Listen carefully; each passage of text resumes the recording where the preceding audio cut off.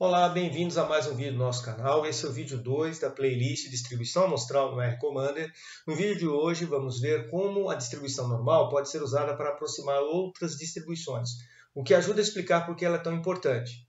E também depois a relação que ela vai ter com a distribuição amostral dos estimadores, média e proporção amostral. Muito do que vamos ver aqui está disponível na playlist Distribuição e Probabilidade usando o R Commander. Se você tiver dúvidas sobre alguns dos procedimentos apresentados, de construção de gráficos que a gente vai mostrar aqui, peço que assista aqueles vídeos novamente, especialmente sobre as distribuições binomial, Poisson e Qui-quadrado. E peço que assista o primeiro vídeo dessa playlist, caso ainda não tenha feito. A distribuição normal é muito importante, não somente porque descreve vários fenômenos, mas porque pode ser usada para aproximar outras distribuições. Nós vamos começar com uma distribuição discreta, distribuição binomial. Essa distribuição pode ser usada para modelar uma variável aleatória, número de sucessos em n tentativas, sendo que em cada tentativa podem ocorrer apenas dois resultados possíveis, sucesso ou fracasso. Ela tem dois parâmetros, número de tentativas e probabilidade de sucesso, em uma tentativa individual, sendo todas as tentativas independentes entre si. Vamos ver um gráfico da distribuição binomial no R Commander. Eu peço que você reveja os vídeos da outra playlist que eu mencionei antes, se precisar. Como é que você faz? Você vem aqui em distribuições e vem aqui distribuições discretas, distribuição binomial e temos aqui gráfico da distribuição binomial. E a gente tem algumas informações que temos a apresentar aqui. Bom, experimentos da binomial é o número de tentativas, ou n, lá nos vídeos da distribuição binomial. Aqui nós usaremos inicialmente 10. A probabilidade de sucesso é um número real entre 0 e 1. Não se esqueça que no R Commander o separador de decimais é o ponto. O padrão que ele usa é 0,5, mas eu vou usar aqui 0,2. Como queremos ver o formato da distribuição binomial para comparar com a normal, é mais apropriado usar o gráfico da função de massa. Não vamos usar da função cumulativa para isso. Poderíamos até, mas não vamos usar aqui. Então, com isso tudo pronto, a gente dá um OK aqui e vamos ver o gráfico que é gerado. Vamos dar uma olhada aqui nesse gráfico. Observe então o gráfico da função de probabilidade de massa. Estão vendo aqui, ó, probability mass. Ó, binomial trials 10, probability of success 0,2, certo? Então, aqui, número de realizações, experimentos binomial, probabilidade de sucesso 0,2. Reparem que não aparecem os valores de probabilidade para x igual a 8, 9 e 10, porque são muito pequenos. Observe atentamente o formato da distribuição. O que você acha? Essa distribuição aqui é simétrica? Lembra a distribuição normal, aquela curva de sino bonitinha? Não. A distribuição é assimétrica. Você tem aqui massas maiores probabilidades aqui desse lado. Não está concentrado, não existe um aumento maior no centro que reduz à medida que você se afasta do centro. Não. Você tem uma distribuição assimétrica. Se alguém dissesse que é possível ajustar uma curva normal a esse gráfico, o que você responderia? Olha, eu acho que não é viável. Porque essa distribuição está assimétrica e a distribuição normal é simétrica. Bom, lembro que você pode copiar ou colar esse gráfico, né? Copiar com metafile ou salvar com metafile, ocupa menos espaço, porque a cada novo gráfico o R Commander apaga o anterior. Então, se você quiser salvar isso aqui para utilizar posteriormente, é importante que você salve, copie e coloque no outro relatório. Certo? Lembro também a vocês que todos os procedimentos feitos no R Commander, eles ficam registrados aqui na janela RScript. Então, você pode salvar aqui o script para utilização posterior também. Ótimo. Então, agora nós vamos refazer o gráfico com outros parâmetros. Na verdade, nós vamos mudar apenas o número de experimentos da binomial. Então, a gente vem aqui, distribuições discretas, distribuição da binomial, gráfico da distribuição binomial, e vamos trocar agora para os experimentos da binomial. Vamos radicalizar. Vamos colocar aqui 10.000. E vamos ver o formato. Mantendo essa mesma probabilidade aqui, vamos ver o formato.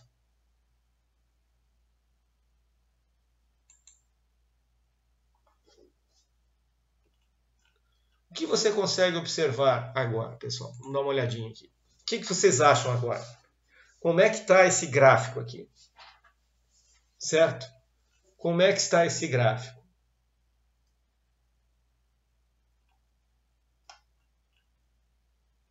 Veja, o que nós temos aqui? Será que tem um formato na distribuição normal?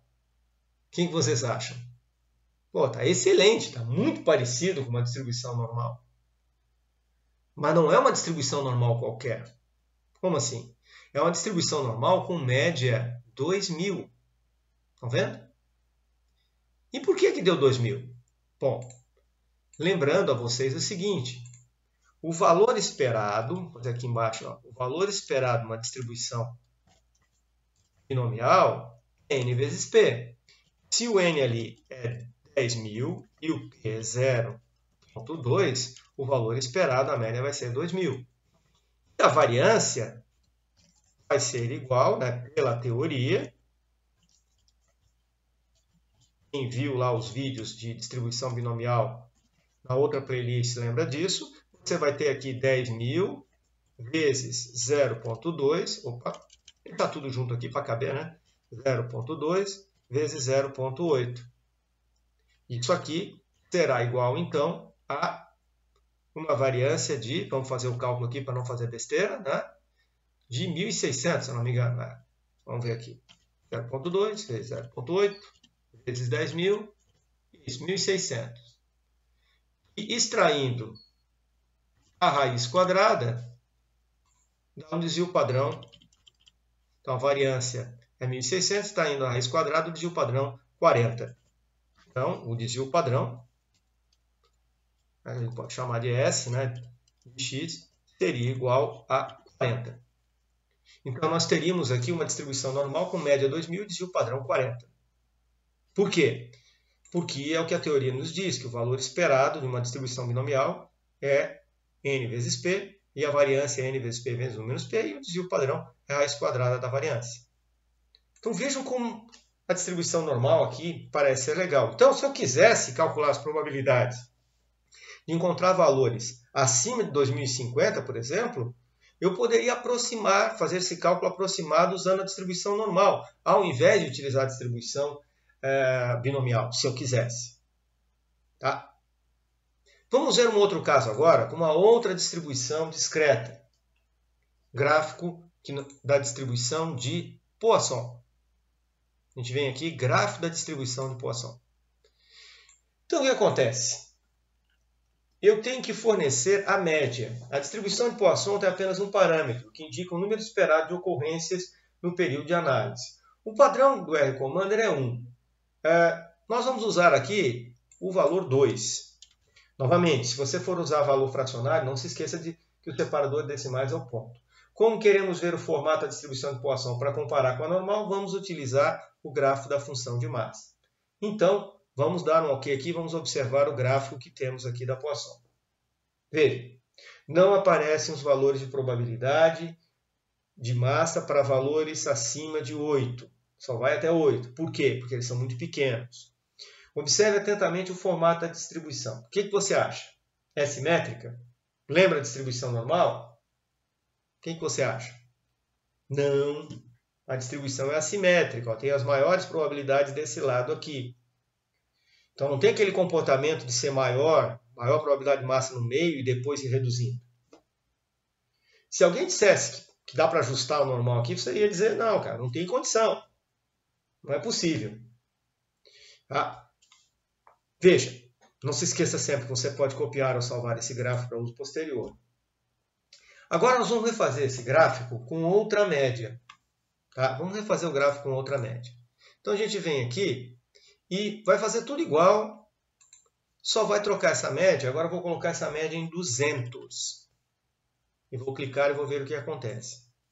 Veja aqui o que nós temos. O que vocês acham agora? Está parecido com o normal esse gráfico? Pô, professor, mas é a distribuição de Poisson, como é que fica igual ao normal? Como é que a binomial antes ficou igual ao normal? Exatamente. As outras distribuições acabam tendendo ao normal, dependendo dos valores dos seus parâmetros. Então, no caso da distribuição binomial, quanto maior lá for o valor do produto n vezes p, mais o formato da distribuição vai tendendo a normal. E no caso da Poisson, quanto maior for a média dela, quanto maior for aquela média de ocorrências no período de análise, quanto maior ela for, mais parecido com a normal a distribuição fica. Então, mas não é uma normal qualquer, é uma normal com média 200. Veja aqui, ó. Por quê? O valor esperado da distribuição de Poisson é a própria média dela. E a variância também será 200. Por quê? Porque a distribuição de Poisson, média e variância são iguais. Se eu extrair a raiz quadrada de 200, vou chegar aqui, por exemplo, e pegar 200 e extrair a raiz quadrada, eu tenho que vai ser uma normal com média 200 e desvio padrão 14,14 essa dízima aqui. Então, se eu quisesse calcular a probabilidade de ocorrer 220 sucessos ou mais, eu poderia usar, ao invés de usar a distribuição de Poisson, eu poderia aproximar pela distribuição normal com média e variâncias iguais a 200. Normalmente, mesmo no caso anterior da binomial, para esse caso Poisson, esse processo não é tão direto assim. Tem correção de continuidade, porque a gente está usando uma distribuição contínua para aproximar uma discreta. Mas, grosso modo, seria isso. Tá? Lembro também que pode salvar o gráfico aqui para utilização posterior. Certo? Então, vocês viram que duas distribuições discretas, se eu mexer nos parâmetros delas, elas acabam tendendo a uma distribuição normal. Que engraçado isso. Mas será que isso vale só para distribuições discretas? Então, vamos ver para o caso na distribuição contínua. Vamos pegar aqui a distribuição contínua, a distribuição em Qi quadrado. Vamos construir um gráfico da distribuição Qi quadrado. Veja, nós vamos usar 4 graus de liberdade, como usamos nos vídeos da outra playlist. Função de densidade é função cumulativa. Nós estamos usando a função de densidade para poder comparar com a normal. Tá? Especificar as regiões, utilizando os valores da variável. Então, que valores que eu vou fazer aqui, pessoal? Eu posso desenhar duas regiões. Eu vou desenhar uma só. Os valores de 10 até 20, por exemplo. Eu posso trocar a cor aqui para vermelho. Esses procedimentos são explicados na outra playlist lá que a gente mencionou anteriormente. Certo? Então, posição de legenda, vou deixar no padrão. Vou pressionar aqui e vamos dar uma olhada no gráfico de densidade. O que vocês acham? Essa distribuição Qi quadrado com 4 graus de liberdade está parecida com a distribuição normal? Ela é simétrica? Não, gente, não é simétrica. Ela é altamente assimétrica. Ela tem uma densidade maior aqui, ó, no lado esquerdo. E tem depois essa cauda comprida aqui para esse lado. Ela é altamente assimétrica. Certo? Então, não é possível ajustar, pensar que isso aqui possa ser aproximado para uma distribuição normal, para 4 graus de liberdade. Agora, vamos refazer isso aqui, modificando o número de graus de liberdade.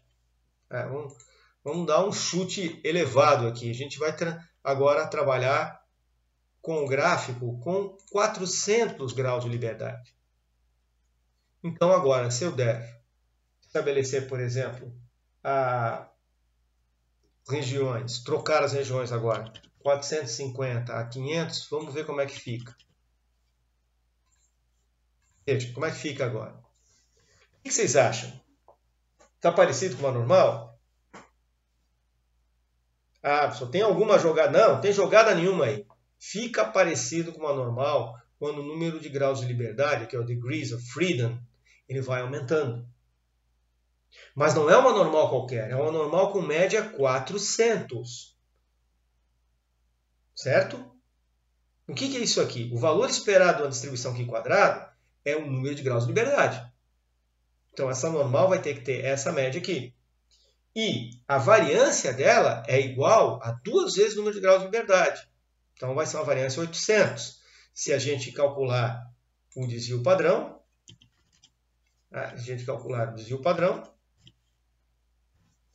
o desvio padrão seria 28,28. Então, vou poder aproximar o Qi quadrado com 400 graus de liberdade, uma normal com média 400 e desvio padrão 28,28.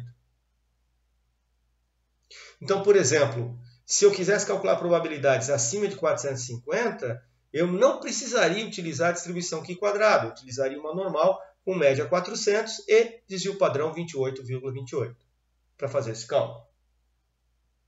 Certo? Lembrando a vocês que eu posso copiar ou salvar esse gráfico para uso posterior, e tudo que eu faço no R-Commander fica guardado aqui, fica registrado aqui na janela RScript, pode ser salvo posteriormente. Então vocês estão vendo que a distribuição normal pode ser usada, ela é uma aproximação de outras distribuições discretas e contínuas. Pô, que legal! Então a gente deve usar as aproximações para fazer cálculos de probabilidades? Não, não devemos. Por que a gente não deve?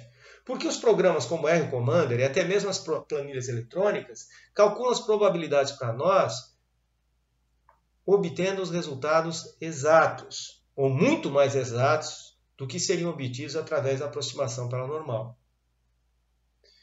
E aí, então, dá um nó na cabeça de todo mundo. Mas então por que nós estamos estudando tudo isso? Para vocês perceberem a importância da distribuição normal para aproximar outras. No passado, os cálculos eram facilitados por essa aproximação, em que você não tinha esses recursos de computação atuais. Então, fazer um cálculo da distribuição, por exemplo, de Poisson, a distribuição binomial, se você tivesse um número muito grande de realizações, os cálculos ficariam muito tediosos. Para quem não se lembra muito bem, nos vídeos lá da playlist de distribuição do R-Commander, vocês têm umas fórmulas de cálculo de distribuição binomial, da distribuição de Poisson, fazer aqueles cálculos manualmente é muito trabalhoso. Então o pessoal, quando lidava com grandes números, com valores elevados da taxa da Poisson, valores elevados do número de realizações da binomial, eles utilizavam essa aproximação pela normal, que era mais fácil, porque as probabilidades já eram tabeladas, então o procedimento era mais simples de ser feito. Mas hoje em dia, com os recursos que a gente tem, não há necessidade. Aqui eu tenho, realmente, isso é uma boa aproximação pela normal, mas eu uso, para fazer os cálculos, por exemplo, dessa probabilidade aqui, eu uso a distribuição Q². Naqueles casos que a gente viu de Poisson binomial, eu vou usar as distribuições específicas, para não ter problema de nenhuma espécie de erro de aproximação, certo? Muito bem, então era isso para esse vídeo. Comentários e dúvidas abaixo. Não se esqueça de inscrever-se no canal. Obrigado e até a próxima.